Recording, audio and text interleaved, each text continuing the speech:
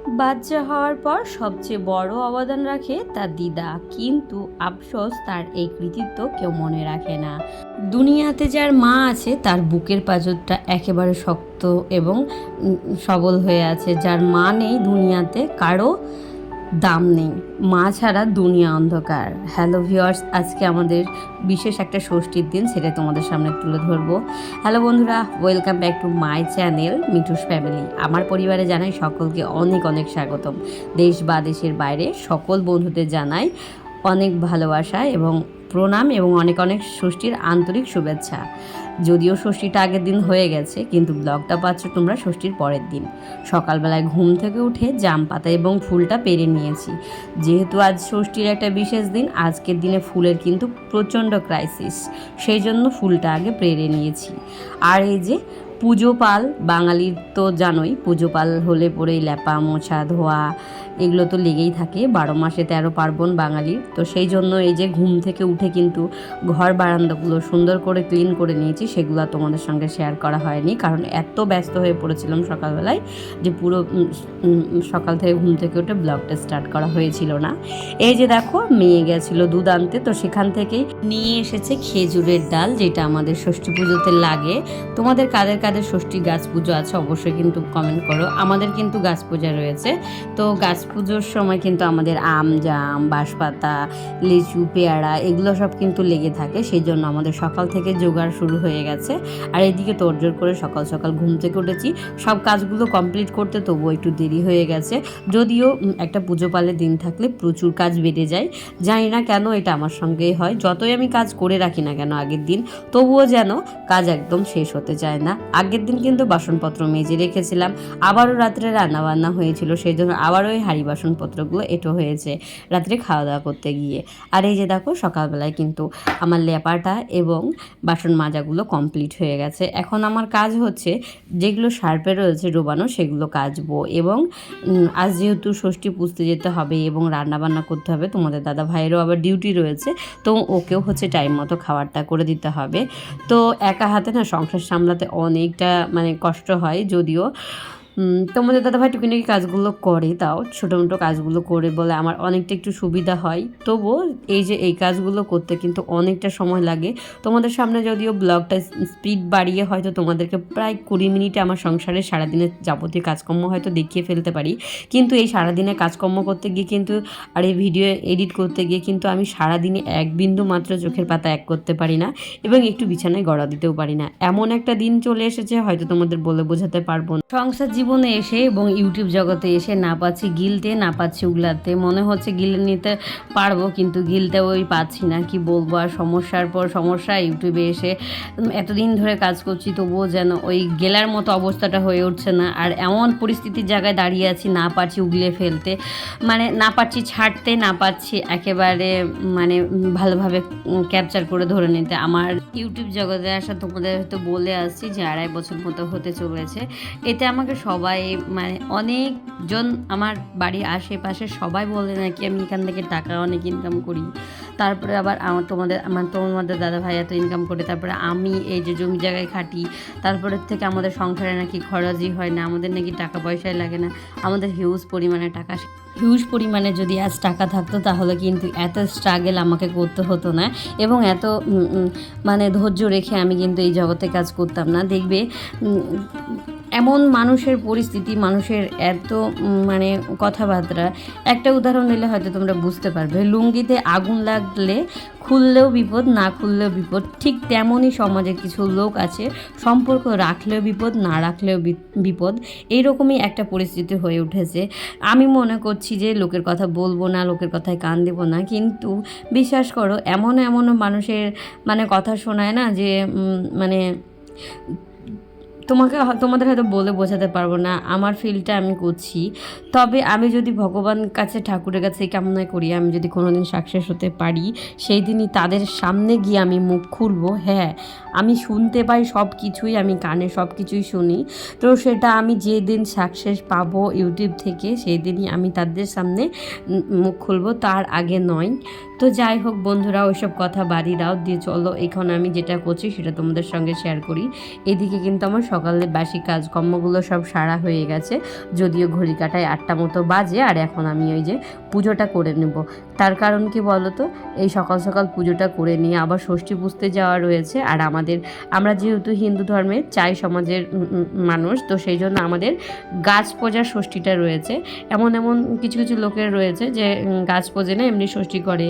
তারপর অনেকের অনেক নিয়ম রয়েছে, কিন্তু আমাদের মধ্যে গাছ পূজার ষষ্ঠীটা রয়েছে।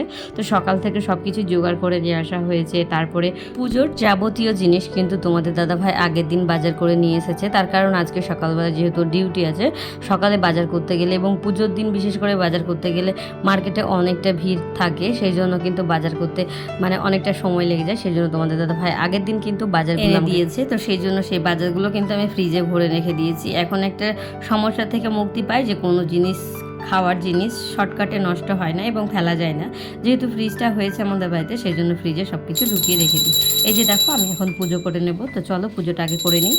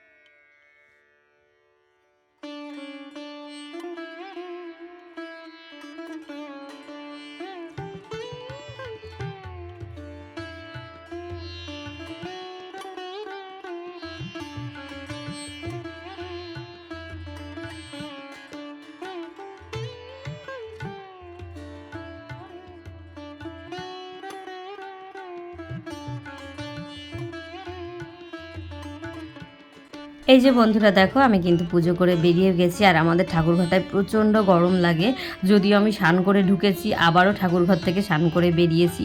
দেখো এখন ঘড়ি কাটায় বাজে ওই 8:30 মতো। আমার পুজোটা কমপ্লিট করা হয়ে গেছে। আর এইদিকে কিন্তু আমি রান্নাটা বসে নিয়েছি। আজকে নিরামিষ ভাত তরকারি করব। এক তরকারি ভাত করে দেবো, যেহেতু আজকে তোমাদের দাদাভাই একা খাবে। আমি, মা এবং মানে আজকের আমাদের গ্রামের মেয়েরা কেউ লবণ এবং ভাত জাতীয় জিনিস কেউ খাবে না। তো রুটি এবং আম, দই, মিষ্টি এগুলোই খেয়ে থাকতে হবে। যেহেতু ষষ্ঠীর দিন ছেলের জন্য এবং মেয়ের জন্য কিন্তু এই দিনটা আমাদের ধার্য করা হয়েছে যে এই ষষ্ঠীর দিনটা লবণ এবং চালের জিনিস খেতে হয় না। তো এদিকে মা কিন্তু প্রসাদগুলো বানিয়ে নিচ্ছে, আর আমি রান্না করতে করতে যেগুলো সব ফল বাজার ছিল সেগুলো কিন্তু মাকে আমি জোগাড় করে দিচ্ছিলাম, যে মা যদি প্রসাদগুলো বানিয়ে রাখে তাহলে কিন্তু আমার পুজো করতে যেতে খুব তাড়াতাড়ি হবে।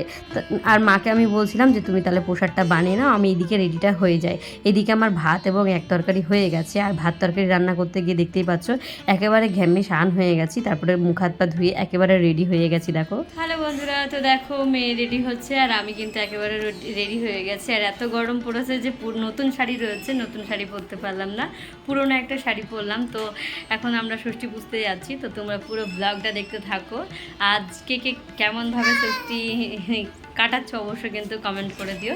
আর আমরাও মানে খুব ভালোভাবেই কাটাচ্ছি, গ্রামে যেভাবে ষষ্ঠী কাটানো হয় সেভাবেই কাটাচ্ছি। তো চলো এখন যাবো ষষ্ঠী পুজোতে। দেখতে পাচ্ছ সব জোগাড় জানতে কিন্তু হয়ে গেছে আমার। তো চলো যাই এখন গাছতলায়।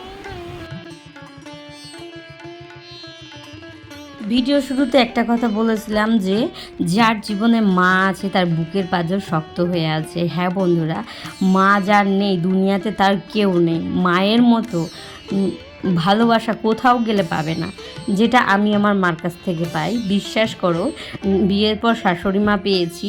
শাশুড়ি মার ভালোবাসা মানে তোমাকে কি বলবো, শাশুড়ি মায়ের ভালোবাসা হচ্ছে লবণের মতো, আর মায়ের ভালোবাসা হচ্ছে একেবারে মিষ্টির মতো। বেশি মিষ্টি হয়ে গেলেও খাওয়া যায়, আবার কম মিষ্টি হলেও খাওয়া যায়। আর শাশুড়ি মায়ের লবণ ভালোবাসা যখন হয় তখন মিনিমাম ভালোবাসা প্রথম ওই হালকা লবণের মতো। আর যখন ভালোবাসাটা যখন বেড়ে যায় তখন সেই বেশি পরিমাণ লবণ হয়ে গেলে যেমন সেই জিনিসটা খাওয়া যায় না, সেরকম ব্যাপার। তো যাই হোক, এই হচ্ছে আমার মা, আমার জননী, যে আমাকে 10 মাস 10 দিন পেটে ধরেছিল এবং আমাকে কোলেপিঠে মানুষ করেছে। তো আজ একটা কথা তোমাদের সঙ্গে শেয়ার করতে চলেছি, তার কারণ আমি এই পুজো করতে এসে একটা বয়স্ক জেঠি বলছে কি না একটা ডালা থেকে তোমরা মা মেয়ে দুজন মিলে পুজো করতে পারবে না। তো আমি তাকে জিজ্ঞেস করলাম কেন? তো ও বলছে যেহেতু তুমি বিয়ে হয়ে পরের ঘরে চলে গেছো, সেই জন্য তোমরা কখনো একটা ডালা থেকে মা মেয়ে পুজো করতে পারবে না, যেহেতু তুমি অন্যের বংশে চলে গেছো। আরে বাবা, আমি অন্যের বংশে চলে গেছি, কিন্তু আমার রক্তে তো আমার শরীরে তো পুরো মায়ের রক্তটাই বইছে। তো আমি কি ওই বংশে চলে গেছি বলছে ওদের রক্তটা কি আমার শরীরে বইছে? আমার সেই মায়ের রক্তই কিন্তু আমার শরীরে বইছে, আমি এই কথাটাই বললাম। আরও একটা কথা বলেছিলাম যে যখন প্রথম ষষ্ঠী ধরাই তখন কিন্তু আমার শাশুড়ি মা এসে আমাকে ষষ্ঠীটা ধরিয়েছিল না। তখন আমার শাশুড়ির ঘর থেকে মানে বলছে যে মায়ের বাড়ির থেকে নাকি ষষ্ঠী ধরাতে হয়, ছোট বাচ্চা নাকি তাদের বাচ্চা, মানে আমার বিয়ে হওয়ার পর কিন্তু আমি পরের ঘরে চলে গেছিলাম, কিন্তু সেখান থেকে কিন্তু এই মেয়েটা আমার পেট থেকে হলেও কিন্তু তাদের বংশের নাম বইছে, তাদের বংশের রক্ত বইছে, কিন্তু তার সত্ত্বেও নাকি আমার মেয়েকে নিয়ে আমার মাকে ষষ্ঠী ধরাতে হবে, মাদের ঘর থেকে নাকি ষষ্ঠী ধরাতে হয়। এটা মানা যাচ্ছে যে মাদের ঘর থেকে ষষ্ঠী না ধরালে ষষ্ঠী ধরতে পারবে না, আর একটা ডালা দিয়ে পুজো করলে কি পুজো হবে না? আমি এই কথাটা বলেছি। তো এই নিয়মগুলো রয়েছে কিসের জন্য? শাশুড়ি মা ষষ্ঠী ধরাতে পারে না? বলছে না পারে না। কেন পারে না? শাশুড়ি মা কিসের জন্য ষষ্ঠী ধরাতে পারবে না? যেহেতু বাচ্চাটা তো আমি মায়ের মেয়ে, কিন্তু আমার মেয়ে তাদের বংশের মেয়ে, তাহলে তারা যদি না ধরাতে পারে, তাহলে আমার মা যদি ধরাতে পারে, তাহলে কেন আজকে আমি একটা ডালায় মা মেয়ে পুজো করতে পারবো না? যুক্তিটা যদি তোমাদের খারাপ লাগে, হয়তো জানি না সবাইকে কি মাইন্ডে নিবে। তো আমার মনের কথা আমি বললাম এবং আমার মানে বিবেক থেকে আমি এই কথাগুলো বললাম। আমি কিন্তু মাকে বললাম আমরা একটা ডালাতেই পুজো করব। আমি কিন্তু ভগবানকে ভালো মানি, ভগবান আছে আমি এটাও জানি, ভগবান কখনো আমাদের ক্ষতি করবে না। আমরা একটা ডালা থেকেই পুজো করব, মা ষষ্ঠীকে মা এবং আমি মিলে পুজো করব। আমি কখনো মাকে কখনো আলাদা এবং পর ভাবি না, মাও কিন্তু কখনো আমাকে আলাদা এবং পরের ঘরে চলে গেছে বলে মা আমাকে কোনোদিন এরকমটা ভেবে থাকে। আমার কিছু হলে আমার মাই কিন্তু দৌড়ে যায়, আমার কিছু হলে আমার মাই কিন্তু তখন কষ্ট পায়। কই বরের ঘরে যখন আমি চলে গেছি, তাদের ঘরে রান্না করে দিচ্ছি, সংসারে যাবতীয় কাজকর্ম কিন্তু আমি করে দিচ্ছি, কিন্তু তারা কিন্তু আমার শরীর খারাপ হলে তখন কিন্তু বলে না যে বৌমার শরীর খারাপ হয়েছে, যে খুব শরীর খারাপ হয়েছে কি আমি এই কাজটা করি, তখন কিন্তু সে আমার মাই থাকে। সেই জন্য আমি সব কিছুতে আমার মাকে আগে আমি মানে ভালোবাসাটা দিই, তারপরে আমি অন্য কিছু করি। তো যাই হোক বন্ধুরা, হয়তো অনেক কথা বলে ফেলেছি, যদিও কারো মনে যদি খারাপ লেগে থাকে প্লিজ ক্ষমার চোখে দেখবেন।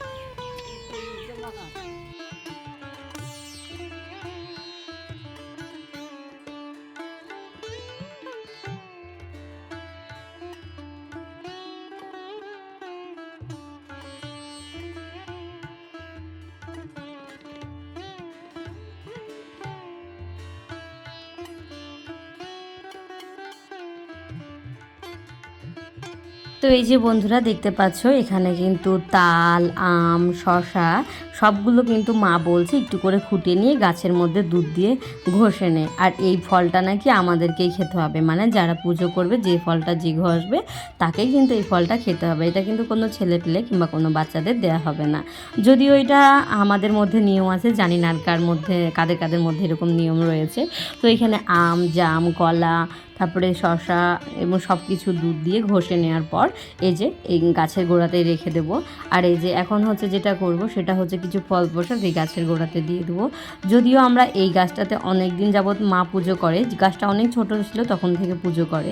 যদিও এখানে একটা বড় পাকড় গাছ ছিল, সেটাকে কেটে ফেলা হয়েছে, মানে ঝড়ে গাছটা উল্টিয়ে গেছে, তারপরে কিন্তু এই বেল চারা গাছটা লাগানো হয়েছে। তারপর থেকে কিন্তু সবাই মিলে এখানেই পুজো করা হয়। তো এই যে দেখতে পাচ্ছ, এবার হচ্ছে পাখা দিয়ে মা ষষ্ঠীকে হাওয়া করে দিচ্ছি।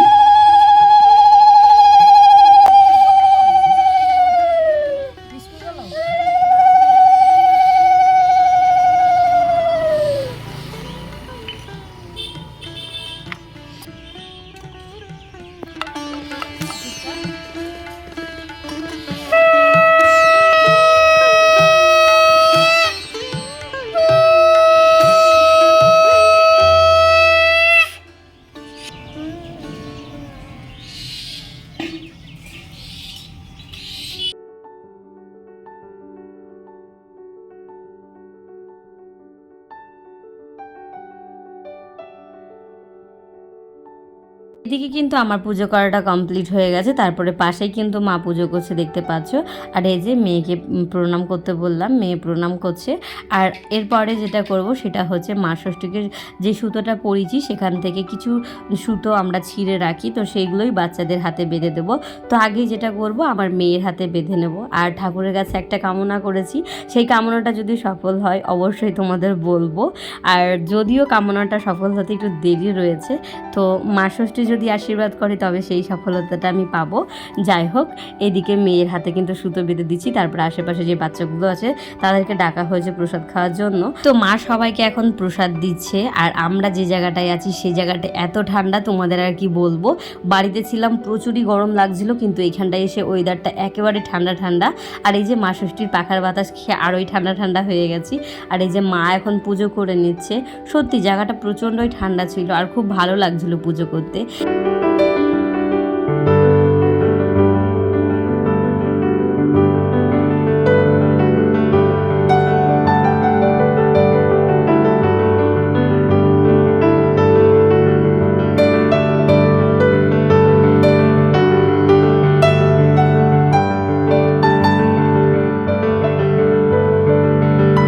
তো বন্ধুরা দেখো, ফাইনালি আমাদের পুজো করা কমপ্লিট হয়ে গেছে, বাচ্চা কাচ্চাদেরকে প্রসাদও দেওয়া কমপ্লিট হয়ে গেছে। তোমাদের দাদাভাই যাবে ডিউটিতে, আর তোমাদের দাদাভাইকে এসে আমি বলছিলাম জামাইদেরকে বেশি করে প্রসাদ খেতে হয়, যেহেতু জামাই ষষ্ঠী বলে কথা। বলছে তোমাদের দাদাভাই বলছে আমি ভাত খেয়ে নিয়েছি, আমি এখন বেশি খাবো না, আমাকে একটা ফল দাও। তো এদিকে দেখো বাড়ি এসে মা আমাকে সিঁদুরটাও পরিয়ে দিয়েছে, যেহেতু মা আমাকে গাছের গোড়ায় সিঁদুর পরাতে ভুলে গেছিলো। হ্যালো এভরিওয়ান, শুভ বিকেল। সকালে কেমন আছো? আশা করি যে যেখানে আছো গরমের মধ্যে অনেক ভালো আছো।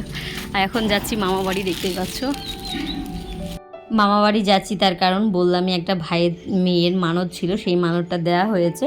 তো কিছু বাচ্চাদেরও প্ল্যান করেছে যে ছোট বাচ্চাদের নিয়ে একটু ছোটোখাটো অনুষ্ঠান করা হবে, যেহেতু ওর 3 বছর পর ষষ্ঠীটা দেওয়া হলো।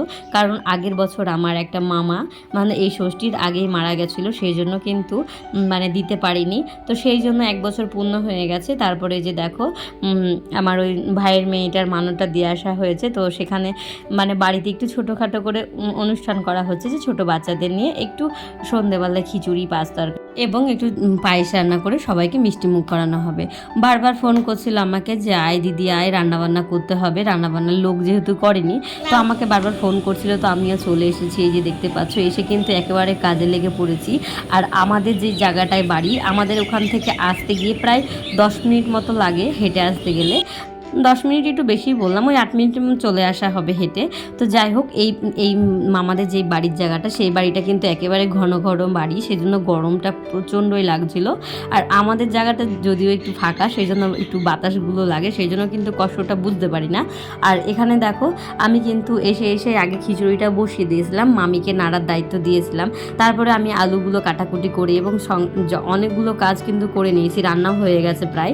এখন হচ্ছে পায়েসটা হয়ে গেলে কিন্তু হয়ে যাবে। আর প্রচণ্ড খিদে পেয়ে গেছিলো। তো আজ যেহেতু আমরা মেয়েরা মানে ছেলের মারা কেউ কিছু খাবে না, তো আজ যেহেতু ফল এগুলোই খেয়ে থাকবো, তো প্রসাদ কিছুটা ছিল ষষ্ঠী পুজোর, সেগুলোই আমরা বোনগুলো মিলে সবাই মিলে খাচ্ছি। এই যে এটা আমার মা লক্ষ্মী মানে ভাইয়ের মেয়েটা, তো এরই হচ্ছে মানত ছিল, দেখতেই পাচ্ছ টাকলু করেছে। তো ওর বিশাল বড় বড় চুল হয়ে গেছিলো 3 বছর, একবারে ঘাড় পর্যন্ত, কি সুন্দর বাঁধা হচ্ছিল। আর এখন একবারে টাকলু করেছে বলে একদম কেমন লাগছে ছেলে ছেলে, ভালো লাগছে না, সেটাই সবাই আশ্চর্য যাচ্ছে যে তোর চুল কোথায় গেল আর কেমন লাগছে। দেখবে একটা মানুষের চুল থাকতে থাকতে হঠাৎ যদি ন্যাড়া করা হয় তাহলে কেমন লাগে। দেখো আমাদের পুচকুটাকেও কিন্তু ওই রকম লাগছে, কিন্তু তোমাদের কাছে আচাপকা মনে হবে একটা ছোটো বাচ্চা টাকলু করে আছে, কিন্তু আমাদের কাছে যেহেতু আমরা ছোটো থেকে চুল ভরা মাথা দেখে আসছি, সেই জন্য একেবারে মানে কেমনই লাগছে, ভালো লাগছে না। আর পুচকুটাই যে কথা বলছে দেখো, আর সেরকমভাবে ভালো মতো স্পষ্ট কথা বলতে পারে না, আমাকে পিতি বলে, পিসি বলতে পারে না। আর এই যে আমার ভাই, আর এই যে আমি খাচ্ছি প্রসাদ, আর আমার পাশেই আমার মা দাঁড়িয়ে রয়েছে। আর এই দুটো হচ্ছে আমার মামার মেয়ে, যদিও তো ভিডিওটা একটা দিদির মেয়ে করে দিচ্ছে, তো যতটুকু পেরেছে ততটুকু মানে করেছে। তো আমি বললাম একটু হাতটা কম নড়া, তো ও মানে ব্লগিংয়ের ক্ষেত্রে জানে না তো কি করতে হবে, সেই জন্য। তো চলো ওর ফেসটা একটু দেখে নাও। এই যে দেখতে পাচ্ছ, এর নাম হচ্ছে পুনাম, ও আমাকে ভিডিওটা করে দিচ্ছিল এতক্ষণ ধরে। আর যেহেতু ওর ইনস্টাগ্রাম রয়েছে, আমার সঙ্গে মাঝে মাঝে আসে প্রায় ভিডিও করার জন্য। তো এখন হচ্ছে আমাদের রান্নাবান্নাটা প্রায় কমপ্লিট হয়ে গেছে, এখন শুধু পায়েসটা হয়ে গেলেই কিছু বাচ্চা আসবে, তাদেরকে খাওয়ানো খাওয়ানো দাওয়ানো হবে। আর আজকে প্রচণ্ড গরম পড়েছে, যদিও আবহাওয়াটা মেঘলা মেঘলা করছে কিন্তু বৃষ্টিটা আসছেই না। আর এখানে দেখতেই পাচ্ছ দুটো স্ট্যান্ড ফ্যান লাগিয়েছিলাম, আর একটা আইসক্রিমওয়ালা এসেছিলো, আমি আইসক্রিম আনতে দেওয়ার জন্য টাকা দিলাম, কিন্তু দুঃখিত তার কাছে কোনো আইসক্রিমই ছিল না। সেই জন্য আমাদের মনটা একটু খারাপ খারাপ হয়ে গেছিলো। আর আমার পুচকিটারও একটু মনটা খারাপ, তার কারণ আজকে গঙ্গাতে স্নান করেছে, ওর একটু নাকটা বন্ধ হয়ে আসছে, যেহেতু ওর একটু ঠান্ডার সমস্যা রয়েছে। যদিও ওই পুচকিটার জন্য আমাদের সবাই কিন্তু এক জায়গায় হতে পেরেছি, যদিও এগুলো হচ্ছে আমাদের নিজেদেরই, একেবারে নিজেদের, আদার্স কাউকে বলা হয়নি। তার কারণ যেহেতু আজকে ষষ্ঠীর দিন, প্রায় মানুষ কিন্তু খাবে না, তোমাদের তো বললামই, তো সেই জন্য শুধু বাচ্চাদের বলা হয়েছে। তো সেই জন্য আমাদের যে বোনগুলো এবং মামি কাকি সবার সঙ্গে একটু দেখা হচ্ছে, দেখতেই পাচ্ছ। এই যে এটা হচ্ছে আমার ভাই এখন চা করে এনে দিয়েছে, কারণ আমি একদম হেঁপে গেছি রান্না করতে করতে। গরমের মধ্যে বাধ্য হয়ে চা খেতে হচ্ছে, নাহলে কিন্তু চাটা খেতাম না। মুখটা একেবারে শুকিয়ে শুকিয়ে যাচ্ছে, যেহেতু সকাল থেকে সেরকমভাবে কোনো কিছু খাওয়া নেই, সেই জন্য। তো যাই হোক, এটা একটা মামা বাড়ির চারপাশটা তোমাদের দেখাই। এটা হচ্ছে আমার আরেকটা মামা বাড়ি, আর এই দিকটা হচ্ছে আমি যেই বাড়ি ভাইয়ের বাড়ি এসেছিলাম সেই ভাইদেরই এটা বাড়ি। তো গাইজ, যাই হোক, আজকের মতো ভিডিওটা এতটুকুই। এই যে দেখো, তারপরে কিছু বাচ্চাও চলে এসেছে, তো তাদেরকে খেতে দেওয়া হয়েছে, তারপরেও কিন্তু আমরা বাড়ি চলে এসেছিলাম, যেহেতু আমরা খাবো না সেই জন্য না খাওয়া দাওয়া করে কিন্তু বাড়ি চলে এসেছি, আর ভিডিওটা ক্লিপ নিতে পারিনি। তো বন্ধুরা, আজকের ভিডিওটা এতটুকুই। তোমাদের ভিডিওটা কেমন লেগেছে অবশ্যই কমেন্ট করে দিও, আর যদি ভালো লেগে থাকে প্লিজ চ্যানেলটা সাবস্ক্রাইব করে দিও। তো বন্ধুরা, সকলে ভালো থেকো, সুস্থ থেকো, ঠাকুরের কাছে এই কামনা করি। আজকে বিদায় নিচ্ছি এখান থেকে, দেখা হচ্ছে পরের ভিডিওতে।